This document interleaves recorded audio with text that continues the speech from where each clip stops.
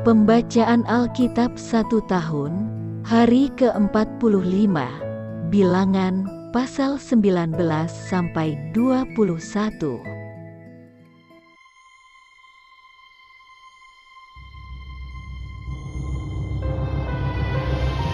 Bilangan pasal 19 ayat 1 sampai 22. Air pentahiran. Tuhan berfirman kepada Musa dan Harun, inilah ketetapan hukum yang diperintahkan Tuhan dengan berfirman, katakanlah kepada orang Israel, supaya mereka membawa kepadamu seekor lembu betina merah yang tidak bercela, yang tidak ada cacatnya, dan yang belum pernah kenakuk. Dan haruslah kamu memberikannya kepada Imam Eleazar. Maka lembu itu harus dibawa keluar tempat perkemahan, lalu disembelih di depan imam. Kemudian Imam Eleazar harus mengambil dengan jarinya sedikit dari darah lembu itu. Lalu haruslah ia memercikkan sedikit ke arah sebelah depan kemah pertemuan sampai 7 kali. Sesudah itu haruslah lembu itu dibakar habis di depan mata imam. Kulitnya, dagingnya, dan darahnya haruslah dibakar habis bersama-sama dengan kotorannya. Dan imam haruslah mengambil kayu aras, hisop, dan kain kirmizi, dan melemparkannya ke tengah-tengah api yang membakar habis lembu itu. Kemudian haruslah imam mencuci pakaiannya, dan membasuh tubuhnya dengan air. Sesudah itu masuk ke tempat perkemahan, dan imam itu najis sampai matahari terbenam. Orang yang membakar habis lembu itu haruslah mencuci pakaiannya dengan air dan membasuh tubuhnya dengan air, dan ia najis sampai matahari terbenam. Maka seorang yang tahir haruslah mengumpulkan abu lembu itu dan menaruhnya pada suatu tempat yang tahir di luar tempat perkemahan, supaya semuanya itu tinggal tersimpan bagi umat Israel untuk membuat air pentahiran. Itulah penghapus dosa. Dan orang yang mengumpulkan abu lembu itu haruslah mencuci pakaiannya, dan ia najis sampai matahari terbenam. Itulah suatu ketetapan untuk selama-lamanya bagi orang Israel, dan bagi orang asing yang tinggal di tengah-tengahmu. Orang yang kena kepada mayat, ia najis 7 hari lamanya. Ia harus menghapus dosa dari dirinya dengan air itu pada hari yang ketiga, dan pada hari yang ketujuh ia tahir. Tetapi jika pada hari yang ketiga ia tidak menghapus dosa dari dirinya, maka tidaklah ia tahir pada hari yang ketujuh. Setiap orang yang kena kepada mayat, yaitu tubuh manusia yang telah mati, dan tidak menghapus dosa dari dirinya, ia menajiskan kemah suci Tuhan, dan orang itu haruslah dilenyapkan dari Israel, karena air pentahiran tidak disiramkan kepadanya. Maka ia najis, kenajisannya masih melekat padanya. Inilah hukumnya apabila seseorang mati dalam suatu kemah. Setiap orang yang masuk ke dalam kemah itu dan segala yang di dalam kemah itu najis 7 hari lamanya. Setiap bejana yang terbuka yang tidak ada kain penutup terikat di atasnya adalah najis. Juga setiap orang yang di padang yang kena kepada seorang yang mati terbunuh oleh pedang, atau kepada mayat, atau kepada tulang-tulang seorang manusia, atau kepada kubur, orang itu najis 7 hari lamanya. Bagi orang yang najis haruslah diambil sedikit abu dari korban penghapus dosa yang dibakar habis. Lalu di dalam bejana abu itu dibubui air mengalir. Kemudian seorang yang tahir haruslah mengambil hisop, mencelupkannya ke dalam air itu dan memercikkannya ke atas kemah, dan ke atas segala bejana, dan ke atas orang-orang yang ada di sana, dan ke atas orang yang telah kena kepada tulang-tulang, atau kepada orang yang mati terbunuh, atau kepada mayat, atau kepada kubur itu. Orang yang tahir itu haruslah memercik kepada orang yang najis itu pada hari yang ketiga, dan pada hari yang ketujuh. Dan pada hari yang ketujuh itu, haruslah ia menghapus dosa orang itu. Dan orang yang najis itu haruslah mencuci pakaiannya dan membasuh badannya dengan air. Lalu ia tahir pada waktu matahari terbenam. Tetapi orang yang telah najis dan tidak menghapus dosa dari dirinya, orang itu harus dilenyapkan dari tengah-tengah jemaah itu, karena ia telah menajiskan tempat kudus Tuhan. Air pentahiran tidak ada disiramkan kepadanya, jadi ia tetap najis. Itulah yang harus menjadi ketetapan bagi mereka untuk selama-lamanya.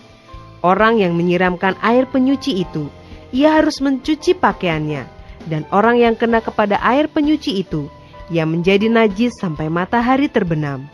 Segala yang diraba orang yang najis itu menjadi najis, dan orang yang kena kepadanya menjadi najis juga sampai matahari terbenam.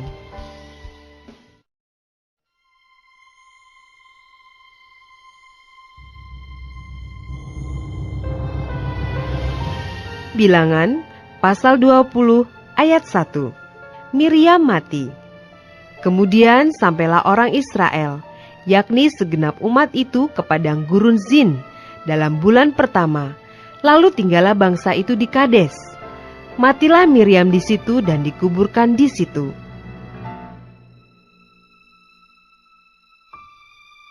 Ayat 2-13. Dosa Musa dan Harun. Pada suatu kali, ketika tidak ada air bagi umat itu, berkumpullah mereka mengerumuni Musa dan Harun, dan bertengkarlah bangsa itu dengan Musa, katanya, "Sekiranya kami mati binasa pada waktu saudara-saudara kami mati binasa di hadapan Tuhan, mengapa kamu membawa jemaat Tuhan ke padang gurun ini, supaya kami dan ternak kami mati di situ? Mengapa kamu memimpin kami keluar dari Mesir, untuk membawa kami ke tempat celaka ini, yang bukan tempat menabur, tanpa pohon ara, anggur, dan delima, bahkan air minum pun tidak ada?" Maka pergilah Musa dan Harun dari umat itu ke pintu kemah pertemuan, lalu sujud. Kemudian tampaklah kemuliaan Tuhan kepada mereka. Tuhan berfirman kepada Musa, "Ambillah tongkatmu itu, dan engkau dan Harun kakakmu harus menyuruh umat itu berkumpul. Katakanlah di depan mata mereka kepada bukit batu itu supaya diberinya air. Demikianlah engkau mengeluarkan air dari bukit batu itu bagi mereka, dan memberi minum umat itu serta ternaknya." Lalu Musa mengambil tongkat itu dari hadapan Tuhan, seperti yang diperintahkannya kepadanya. Ketika Musa dan Harun telah mengumpulkan jemaah itu di depan bukit batu itu, berkatalah ia kepada mereka, "Dengarlah kepadaku, hai orang-orang durhaka. Apakah kami harus mengeluarkan air bagimu dari bukit batu ini?" Sesudah itu Musa mengangkat tangannya, lalu memukul bukit batu itu dengan tongkatnya 2 kali. Maka keluarlah banyak air, sehingga umat itu dan ternak mereka dapat minum. Tetapi Tuhan berfirman kepada Musa dan Harun, "Karena kamu tidak percaya kepadaku, dan tidak menghormati kekudusanku di depan mata orang Israel, itulah sebabnya kamu tidak akan membawa jemaah ini masuk ke negeri yang akan kuberikan kepada mereka." Itulah mata air Meriba, tempat orang Israel bertengkar dengan Tuhan, dan ia menunjukkan kekudusannya di antara mereka. Ayat 14-21. Edom menolak permintaan orang Israel melalui negerinya. Kemudian Musa mengirim utusan dari Kades kepada Raja Edom dengan pesan, "Beginilah perkataan saudaramu Israel. Engkau tahu segala kesusahan yang telah menimpa kami, bahwa nenek moyang kami pergi ke Mesir, dan kami lama diam di Mesir, dan kami dan nenek moyang kami diperlakukan dengan jahat oleh orang Mesir, bahwa kami berteriak kepada Tuhan, dan Ia mendengarkan suara kami, mengutus seorang malaikat dan menuntun kami keluar dari Mesir. Sekarang ini kami ada di Kades, sebuah kota di tepi perbatasanmu. Izinkanlah kiranya kami melalui negerimu. Kami tidak akan berjalan melalui ladang-ladang dan kebun-kebun anggurmu, dan kami tidak akan minum air sumurmu. Jalan besar saja akan kami jalani, dengan tidak menyimpang ke kanan atau ke kiri, sampai kami melalui batas daerahmu." Tetapi orang Edom berkata kepada mereka, "Tidak boleh kamu melalui daerah kami. Nanti kami keluar menjumpai kamu dengan pedang." Lalu berkatalah orang Israel kepadanya, "Kami akan berjalan melalui jalan raya, dan jika kami dan ternak kami minum airmu, maka kami akan membayar uangnya. Asal kami diizinkan lalu dengan berjalan kaki, hanya itu saja." Tapi jawab mereka, "Tidak boleh kamu lalu." Maka keluarlah orang Edom menghadapi mereka dengan banyak rakyatnya dan dengan tentara yang kuat. Ketika orang Edom tidak mengizinkan orang Israel lalu dari daerahnya, maka orang Israel menyimpang meninggalkannya.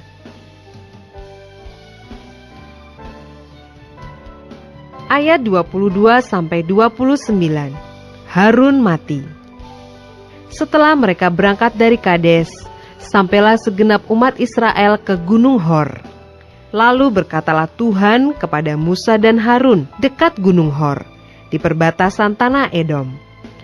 Harun akan dikumpulkan kepada kaum leluhurnya, sebab ia tidak akan masuk ke negeri yang kuberikan kepada orang Israel, karena kamu berdua telah mendurhaka kepada titahku dekat mata air Meriba. Panggillah Harun dan Eleazar, anaknya, dan bawalah mereka naik ke Gunung Hor. Tanggalkanlah pakaian Harun dan kenakanlah itu kepada Eleazar, anaknya. Kemudian Harun akan dikumpulkan kepada kaum leluhurnya dan mati di sana. Lalu Musa melakukan seperti yang diperintahkan Tuhan.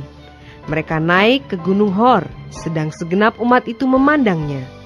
Musa menanggalkan pakaian Harun dan mengenakannya kepada Eleazar, anaknya. Lalu matilah Harun di puncak gunung itu.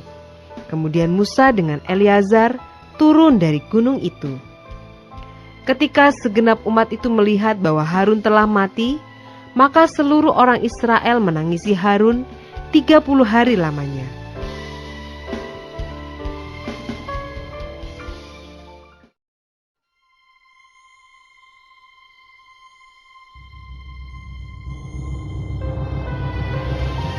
Bilangan pasal 21 ayat 1-3. Peperangan dekat Horma. Raja negeri Arad, orang Kanaan yang tinggal di tanah Negeb, mendengar bahwa Israel datang dari jalan Atarim. Lalu ia berperang melawan Israel, dan diangkutnya beberapa orang tawanan daripada mereka. Maka bernazarlah orang Israel kepada Tuhan.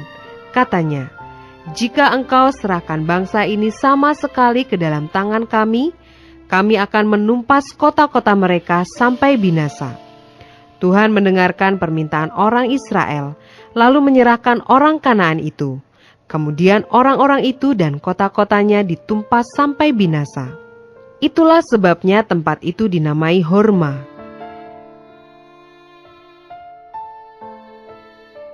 Ayat 4-9.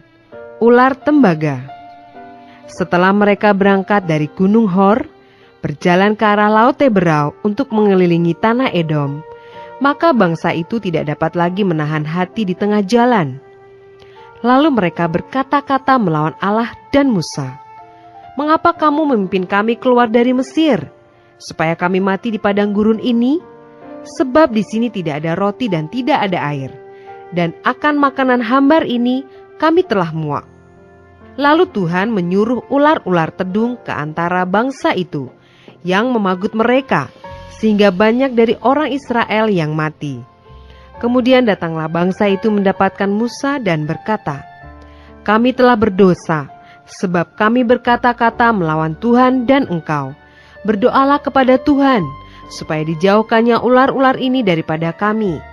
Lalu Musa berdoa untuk bangsa itu. Maka berfirmanlah Tuhan kepada Musa, "Buatlah ular tedung, dan taruhlah itu pada sebuah tiang.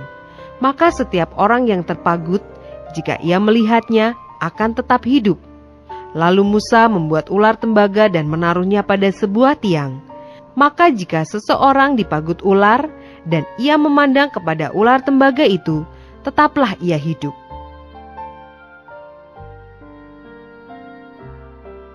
Ayat 10-20. Perjalanan ke daerah Moab. Kemudian berangkatlah orang Israel, lalu berkemah di Obot. Berangkatlah mereka dari Obot, lalu berkemah dekat reruntuhan di Abarim, di padang gurun yang di sebelah timur Moab. Dari situ berangkatlah mereka, lalu berkemah di lembah Zeret. Dari situ berangkatlah mereka, lalu berkemah di seberang sungai Arnon, yang di padang gurun, dan yang keluar dari daerah orang Amori. Sebab sungai Arnon ialah batas Moab, di antara orang Moab dan orang Amori. Itulah sebabnya dikatakan dalam kitab peperangan Tuhan, Waheb di Sufa, dan lembah-lembah ke sungai Arnon, dan lereng lembah-lembah. Lereng itu terbentang ke tempat di mana terletak kota Ar, dan bersandar pada batas daerah Moab. Dari sana mereka ke Beer. Inilah sumur di mana Tuhan berfirman kepada Musa, kumpulkanlah bangsa itu, maka aku akan memberikan air kepada mereka.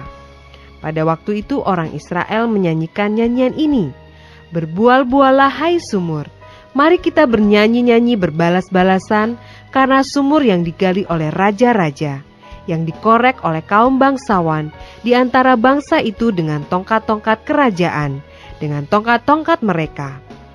Dan dari padang gurun mereka ke Matana, dari Matana ke Nahaliel, dari Nahaliel ke Bamot, dari Bamot ke lembah yang di daerah Moab, dekat puncak gunung Pisga yang menghadap padang belantara.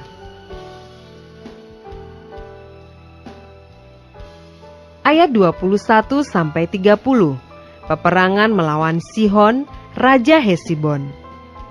Kemudian orang Israel mengirim utusan kepada Sihon, Raja orang Amori dengan pesan, izinkanlah kami melalui negerimu. Kami tidak akan menyimpang masuk ke ladang-ladang dan kebun-kebun anggurmu. Kami tidak akan minum air sumurmu. Di jalan besar saja kami akan berjalan, sampai kami melalui batas daerahmu. Tetapi Sihon tidak mengizinkan orang Israel berjalan melalui daerahnya. Bahkan ia mengumpulkan seluruh laskarnya, lalu keluar ke padang gurun menghadapi orang Israel. Dan sesampainya di Yahas, berperanglah ia melawan orang Israel. Tetapi orang Israel mengalahkan dia dengan mata pedang dan menduduki negerinya dari sungai Arnon sampai sungai Yabok, sampai kepada Bani Amon, sebab batas daerah Bani Amon itu kuat. Dan orang Israel merebut segala kota itu, lalu menetaplah mereka di segala kota orang Amori, di Hesibon dan segala anak kotanya. Sebab Hesibon ialah kota kediaman Sihon, raja orang Amori. Raja ini tadinya berperang melawan Raja Moab yang lalu, dan merebut dari tangannya seluruh negerinya sampai ke sungai Arnon. Itulah sebabnya penyair-penyair berkata, datanglah ke Hesibon, baiklah dibangun, dan baiklah diperkuat kota kediaman Sihon itu. Sebab api keluar dari Hesibon, nyala dari kota kediaman Sihon, yang memakan habis Ar Moab, yang berkuasa atas bukit-bukit di sepanjang sungai Arnon. Celakalah engkau ya Moab, binasa engkau ya bangsa Kamos. Ia membuat anak-anaknya lelaki menjadi orang-orang pelarian, dan anak-anaknya perempuan menjadi tawanan kepada Sihon, raja orang Amori. Kita telah menembaki mereka, Hesibon binasa sampai ke Dibon, dan kita menanduskannya sampai ke Nofah, yang terbentang sampai ke Medeba.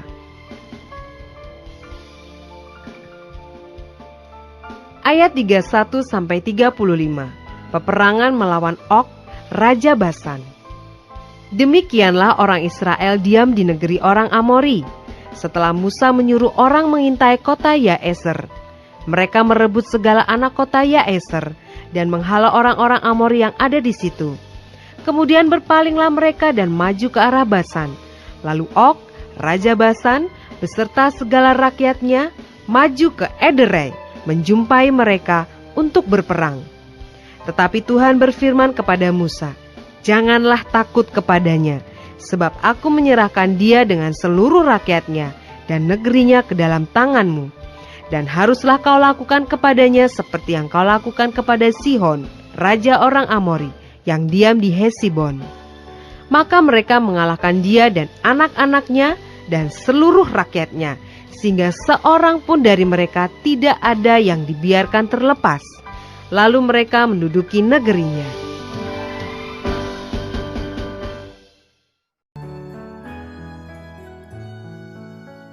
Demikianlah pembacaan Alkitab 1 tahun di hari ke-45, yang berbahagia ialah mereka yang mendengarkan firman Allah dan yang memeliharanya. Tuhan memberkati. Amin.